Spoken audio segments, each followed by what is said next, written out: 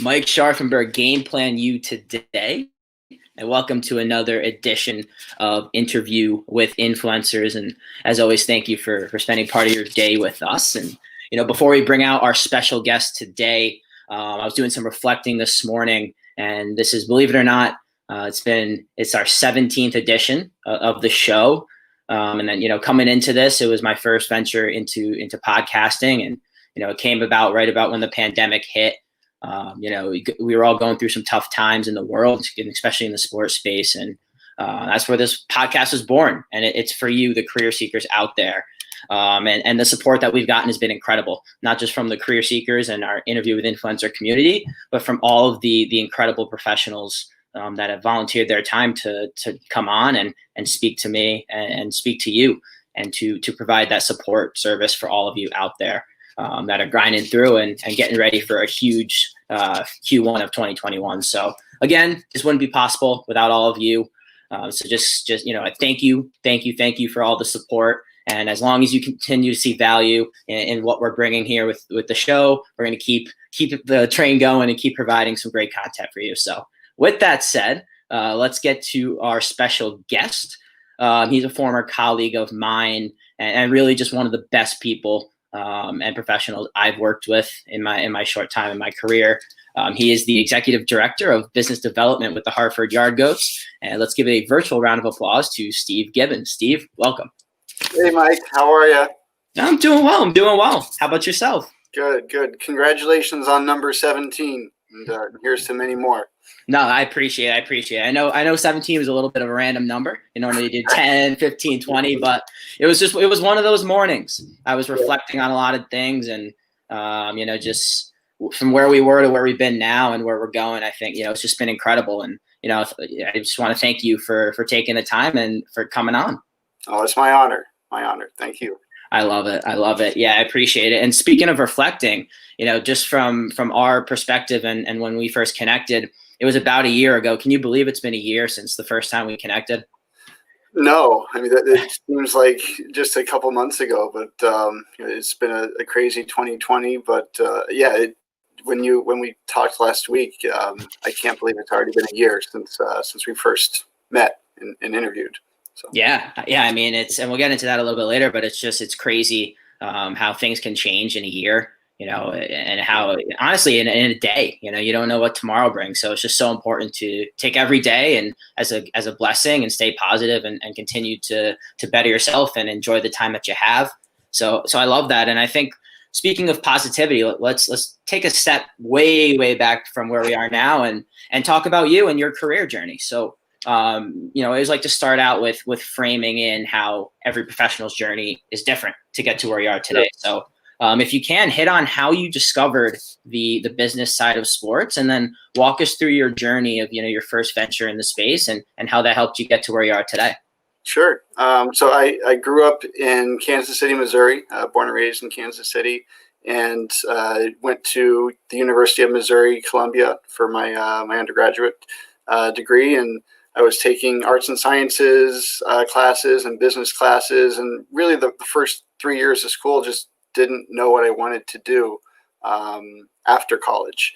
And the summer between junior year and senior year, I had just turned 21 and started going to casinos and spending some time there, and actually went to Las Vegas on a trip during the summer, and got to thinking about working in a casino, and that would be really fun and exciting. So when I came back for my fall semester of senior year of college, I was able to get an internship at the local casino, not too far away from Columbia, Missouri.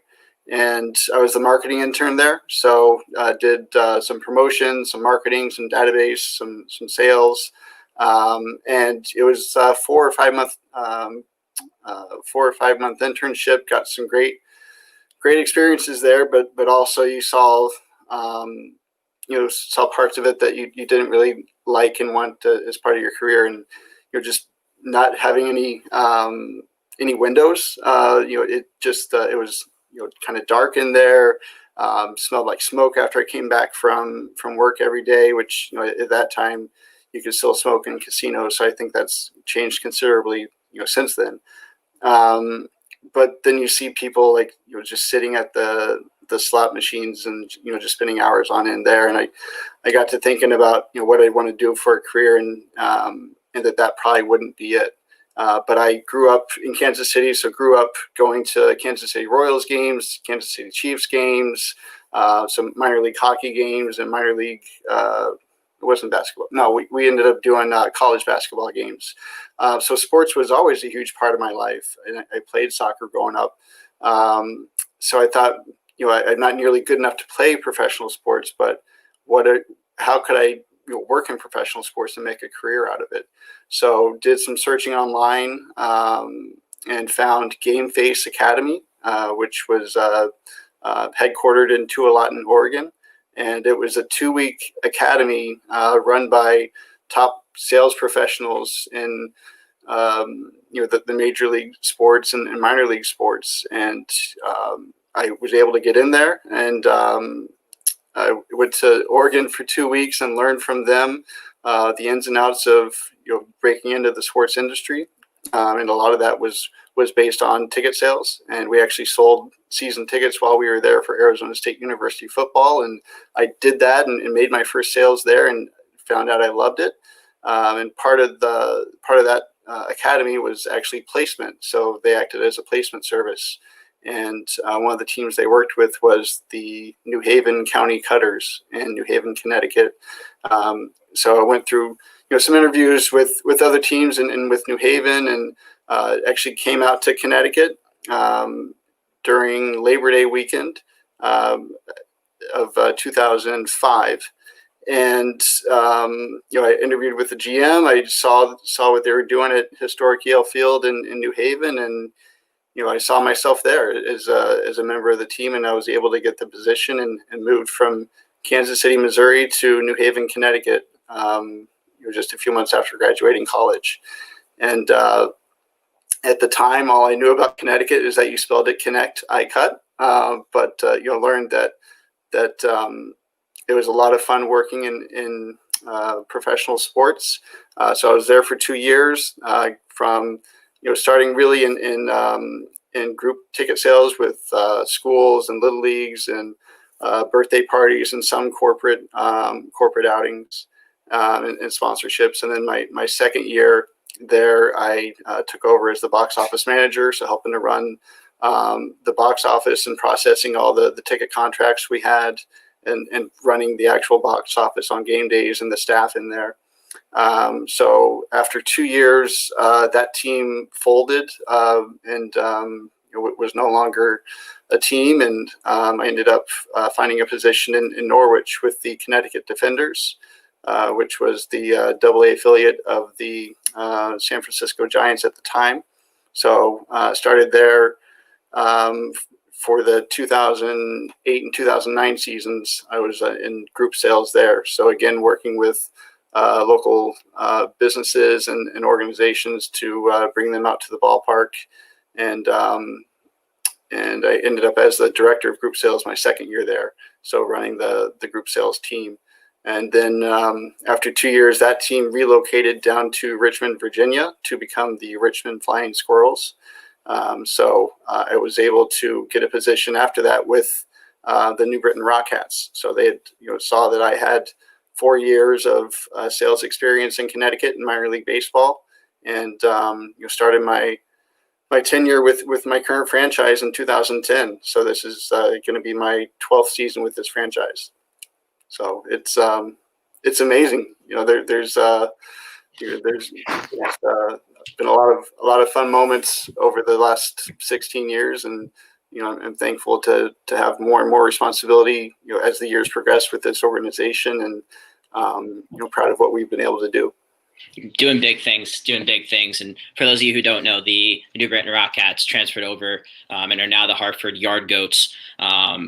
World-renowned Hartford Yard Goats, one of the most well-respected minor league organizations, and it's professionals like Steve that have got them to where they are today. So a lot of great stuff there. And I think one of the things that really resonated with me is, you're going to figure out what you hate doing a lot quicker before then you figure out what you love doing. And I think that's just such a great point that you had there, that you were able to see, okay, I don't like this. I don't like this. I definitely don't like this, but hey, Right. this seems interesting. Let me look Yeah. into that more. And I think, a quick plug to the senior associate program with the Hartford Yard Goats. I think that is, a program that I went through, and it really just it lets you work through each department in the front office and get to experience those different things.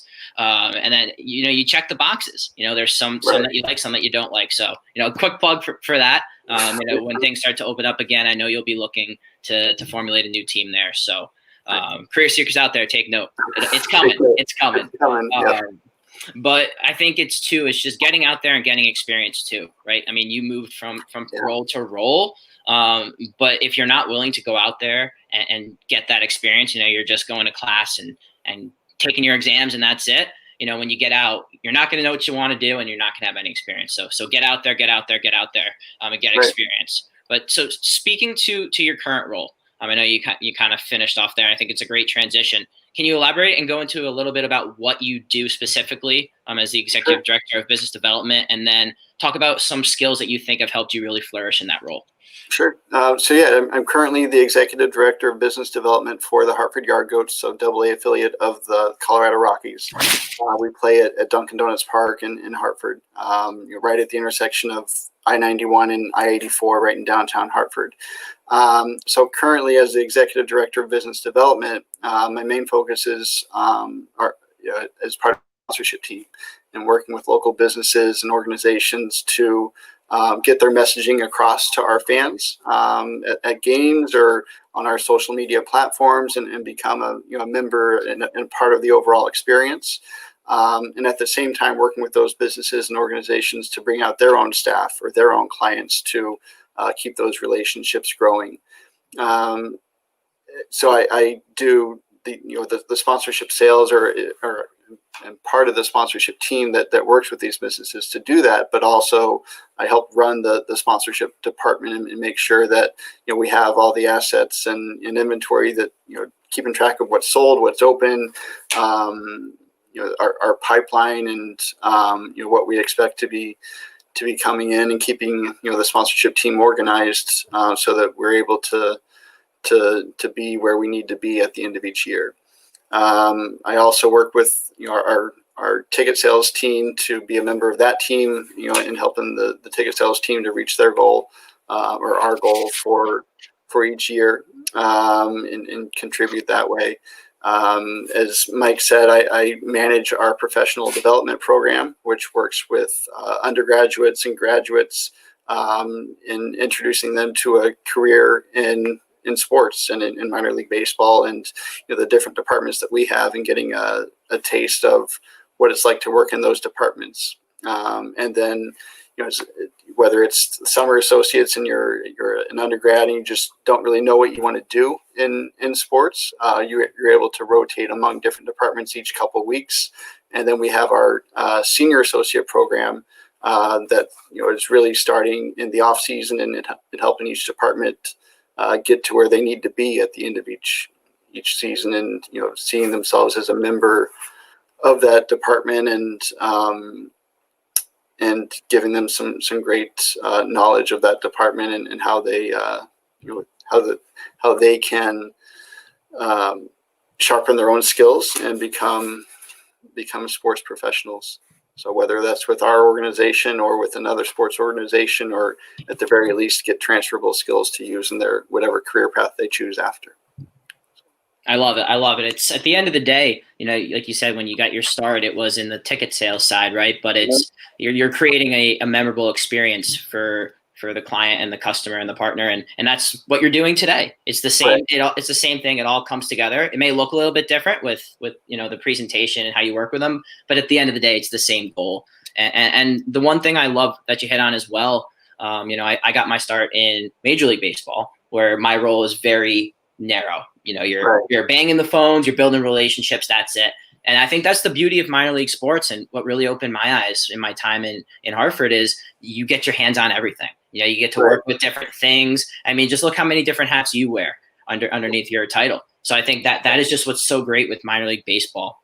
So speaking of that, can you go through a couple lessons that you've learned in your time in minor league baseball, and how that's helped you to get to where you are today? Yeah, I mean, I'd say that number one is that it's certainly a team effort. You can be doing a great job and getting all the work in that you need to be doing as an individual, but it's still a team effort, from your other full-time colleagues to the non-game day and game day event staff that are just working there as like their second or third jobs. There's so many different touch points with our fans that our game day staff have that we may not have. So you want to make sure that everyone's on the same page and or have a combined united front and messaging that you want to get across and make sure it's a great experience for everybody, not only for fans but for your game day staff, and treat everyone like you would want to be treated. So that's number one.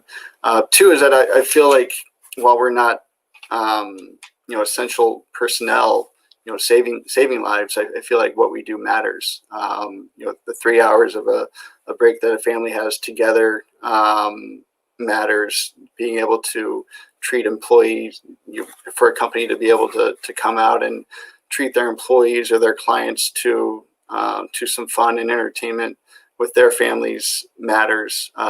Working with nonprofits to help them raise money or raise awareness for their campaigns matters. And I'm just really proud to work in minor league baseball and have a career in minor league sports, and looking forward to more fun times ahead. And sooner rather than later, right? Yes. I know it's crazy, and I think one of the things you said, and it's so true, with your organization, is everybody's equal there. Everybody's treated the same. In my short time in the organization, I was part of a team where we discussed diversity and how we could come up with events to bring everyone together, from the ushers to the mechanics to the president of the team and the GM. Everybody, just have everyone come together and have a good time. And I think that speaks volumes about the organization and why you guys have been so successful thus far. And, speaking to the events of the last few months, I know we're counting down the days until we could, you could fill up Dunkin' Donuts Park, but it's been a tough time for a lot of people. And a lot of people out there are facing adversity and challenges.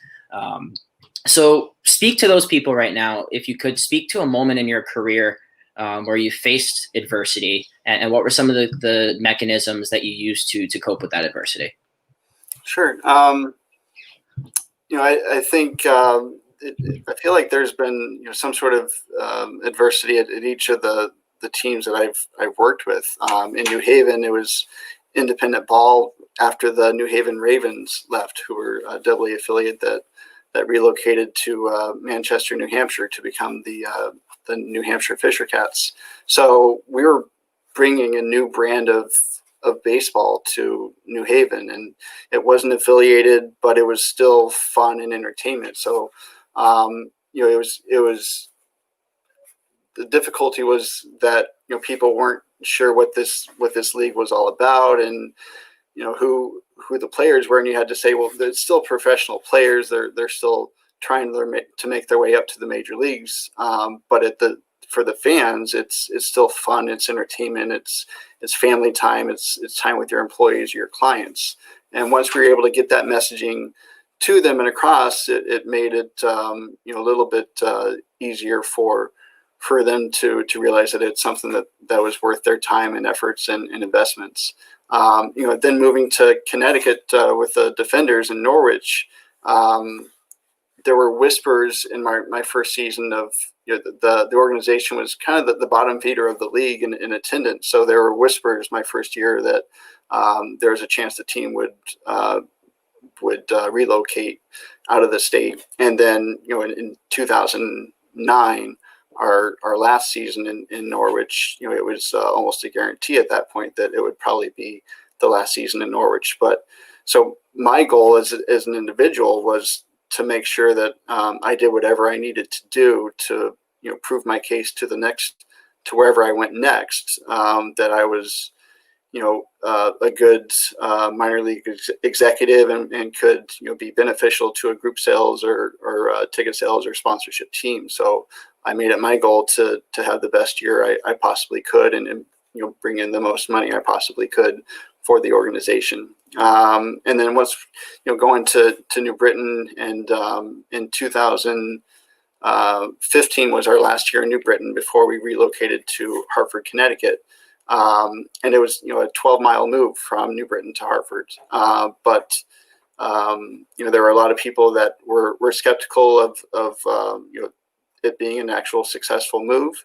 That was the narrative that we heard, that it's not going to work. But once we actually got to talking to business leaders and organization leaders in Hartford and in Greater Hartford about our vision for the downtown ballpark project and what we were looking to do and how we could bring everything up to the next level from what we were able to do in New Britain,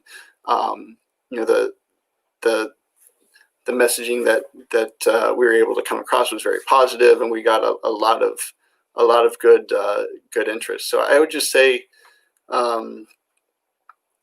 just to take it day by day, to do the best you can in each situation, and think positively, and you'll see some positivity at the end. So yeah, positivity, the most important thing. I think you hit on the most important part at the end there. It's if you're not positive, you've already lost, right? You're already lost. So you got to just stay positive. Look for the bright side of every situation, even when it's tough. And I think the biggest thing you said too, along the lines of that, is in your first stop, when you knew the organization was going to fold, right? So you're in your head, you're already saying, okay, you could have just kind of laid down and that was it. But you had the mindset of, I'm going to prove every day and continue to get better to show my next employer. Right. And honestly, I think that mirrors the situation we're in right now. There are so many young professionals out there right now who don't have a role. But there's so many things that you could be doing right now to better yourself and become more valuable asset when the industry does open up and teams start to hire again. So I absolutely love that point. And it's the biggest thing is you just got to keep growing, keep getting better. Because it's going to come fast, and when it does, it's going to be a big talent pool. So you got to be ready for that. So speaking, we were just speaking to the career seekers. Let's really dive in there and speak to mentorship. This is one of my favorite topics of the podcast for those daily listeners. They know that, but speak to the importance of mentorship for you and how mentors have played a role in your career thus far. Yeah, I think I've been fortunate enough to work with some of the best, in the industry in my time in my different organizations and different roles. So, not only from at the beginning, just learning how to be a professional, because it was my first job, to sharpening my sales skills, in my communication skills, to once I got married and started to have a family, it's being able to balance that, right? Because you have long hours at the ballpark during the season, but then during the off season, you still have a lot of work to be done. That's when we get a lot of the work done for the season. But you also have to make sure you balance work and home life. So being able to be a great sports professional, but also be a great husband and a great father. So I've been fortunate enough to have to be able to have worked with a number of the top professionals in the industry, and currently working with Mike Abramson, our GM, and Tim Restall, our president, who are fathers and husbands as well. So being able to learn from them and grow as a professional, and grow as a manager, but also as a person. Yeah, I mean, I think you hit on it great there, and I think that's what's helped you on the sales side and business development side, is you're just building genuine relationships, and that at the end of the day, that's what it's all about. Having a mentor, right? It's being able to have that person that you can go to that understands your situation, right? Yeah. And they just want the best for you, right? They don't have any selfish reasons behind it. They just want to help you grow. So I absolutely love that point. And so in regards to your role now with the Argoats, as we hit on before, with the senior associate programs, and you're in the position to hire and bring on new candidates into the organization. Right. So during that process, what are some of the skills and traits that you look for during that interview process in a candidate that you would bring in the organization? I'd say a big thing for me is the application process of just making sure that if you're doing the work to apply for a position, make sure you fill out the entire application. I can't tell you how many people we've not looked at because their application has been incomplete or just incoherent. So certainly be mindful of that. But once getting to the interview stage, I like to look at creativity for them. As I've told Mike and his other professional development senior associate colleagues, we're going into year 5 now, and have had success each of the last each of the previous seasons, but we still don't have all the answers, and there's still things that we can do better. There's new media coming out, new promotions coming out, new businesses that are appearing. So the creativity to take what we've been able to do and take it to the next level. We're always looking to go to the next level, so we need creative minds to do that, not only in our front office as a full-time staff, but as in our associate program as well. So creativity is big. Attention to detail is big. For us, we don't really micromanage. Everyone has their role. They know what they need to do, and we expect them to do it. But we don't have time to micromanage. So we need to make sure that the staff that we have are very attentive to detail. So those are 2 things. Communication, number 3, being able to have verbal communication skills, written communication skills, whether it's talking on the phone, putting together proposals, or doing research to get us new leads to work with. That's another important skill and trait. And then just being a team player. We all have our individual goals and to get to, and tasks that we need to do, but we all have to work as a team in order for the whole organization to have a successful year. So being a team player and having had some sort of team experience, whether it's a sports team, being a part of a sports team, or a work group in school, or what have you, just being able to work as a team and get to where you need to be as a team. So those are some of the skills I look for in our candidates, Mike. I love it. The attention to detail piece is so critical. And being a self-starter, because in the professional world, like, yes, you have your managers and you have your weekly meetings, sometimes daily meetings, but at the end of the day, no one's gonna, you're not in college anymore. You're not in high school. No one holds your hand.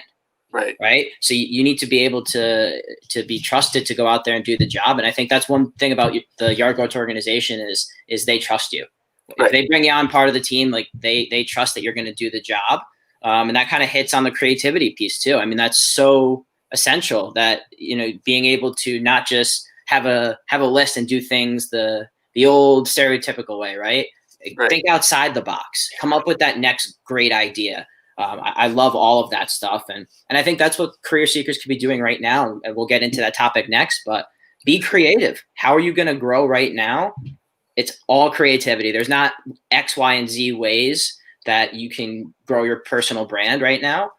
Use those creative juices, get them flowing, and think of ways that you can grow and get better and make yourself known. So with that said, perfect segue into our final topic here. And that's what career seekers right now, they're competing. When the industry opens up, it's going to be the class of 2019, class of 2020. You're going to have a bunch of really accomplished young professionals that unfortunately got let go. So the talent pool is bigger than it's ever been. So what are some things that you recommend that these career seekers could be doing right now to help separate themselves and put them ahead of their competition for when the industry does open up again and teams start to look to hire? I'd say a big thing would be to sharpen whatever career path you're going into. Do what you can to sharpen the skills for whatever that path is. If it's sales, read up on sales books, on techniques. As a staff, we're always doing sales training. Even though we've had success the last 3 years, we still do training all the time. There's always new ways to look at things. Everyone has their own niche, but you can kind of take a few things here and there from what other folks have said, and you realize that you could use that, and that could be beneficial to you. So, whether it's reading up on sales training books, if you want to go into sales, if it's creative services, learn a new platform, or do some sample work for your for your potential career path, and just sharpen those skills as well, because especially for the sports industry, once we get the green light for the upcoming season, we're going to be going at rapid speed, and we have to be ready, and new career career seekers are going to have to be ready too, and ready to hit the ground running wherever they land up. Yeah, no, I love that. I love that. Great point there. And again, I appreciate the time. It's always great reconnecting, and it's great just to get to actually see you again, and not just speak on the phone. Even though it's virtual, it's been way too long. So yeah, same here, Mike. I really do appreciate it. And before you go, and I'll let you kind of run with this however you want to go. But any final thoughts in regards to anything we talked about, or anything else that's on your mind for the career seekers out there? I just realized that one of the questions you had asked, I only answered part of it. You had asked, I think, what skills that I found to be successful, and I think that the most important thing for me as a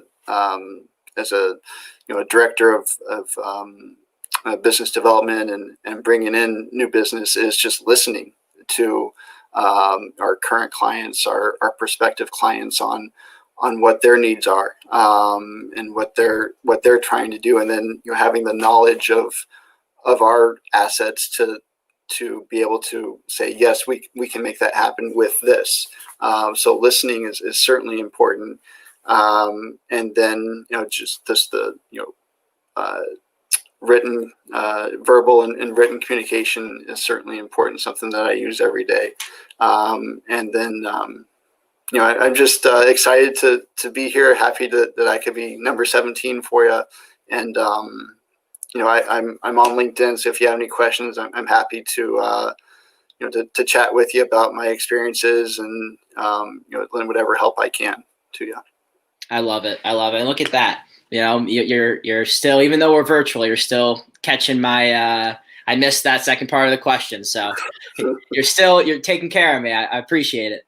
That's why I'm here, man. That's it. Keeping me on track. So I love it. So Steve, before I let you go, last question, I promise. And this one will be a little bit fun, but I got to ask. I know we talked about it a little bit before the show, but obviously from Kansas City, big Yep. Chiefs fan. So how many points do you think the Chiefs are going to put up this week? It's for those on the East Coast here, it's been a pretty rough start for the Jets. So what are your thoughts on that game this weekend? As long as they put up more points than the Jets, that's all that matters to me. So there's the W in the win column. That's it. Yes, don't need style points in NFL. So whatever it takes to win, that's all I'm looking for them. So obviously would love to see some great highlight reels, but I'll take a W any way that they can get it. So that's it. I know there's a lot of individuals out there that maybe a Chief fan, may not be, but they're hoping for at least a 21-point win. I think when I woke up this morning, I think it was 19 and a half or 20 and a half. I think it was 20. Man. I think it opened at 21 and a half. I think it's down to 20 and a half now. So. Wow. That's nuts. It's, when you have Adam Gase as your coach, but well, yeah, just words of wisdom. Just hang in there, everyone. This too will pass, and we're all going to be better because of it. So just hang in there and do what you can now, but be ready to hit the ground running whenever we all get the call to do so.